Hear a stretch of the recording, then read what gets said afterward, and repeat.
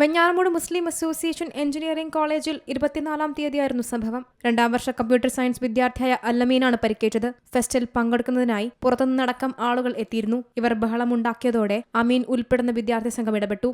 ഇതിനിടെയാണ് മർദ്ദനമേറ്റതെന്നാണ് വിവരം. കൂർത്ത ഇടിവള കൊണ്ട് അമീന്റെ മുഖത്ത് ഇടിക്കുന്നതിന്റെ ദൃശ്യങ്ങൾ പുറത്തുവന്നിട്ടുണ്ട്.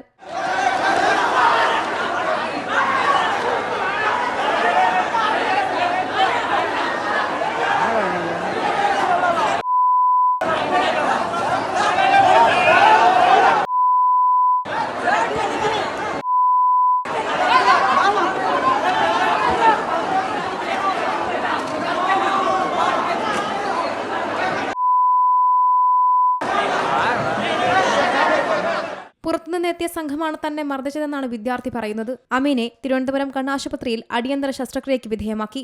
വിദഗ്ധ ചികിത്സയ്ക്കായി തിരുനെൽവേലിയിലേക്ക് കൊണ്ടുപോകുമെന്നാണ് കോളേജ് അധികൃതർ വ്യക്തമാക്കുന്നത്. മർദ്ദനത്തിൽ വിദ്യാർത്ഥിയുടെ ഇടത് കണ്ണിന്റെ കോർണിയയും റെറ്റിനയും തകർന്നു. സംഭവത്തിൽ വിശദമായ അന്വേഷണത്തിന് നിർദ്ദേശം നൽകിയിട്ടുണ്ടെന്നും അധികൃതർ അറിയിച്ചു.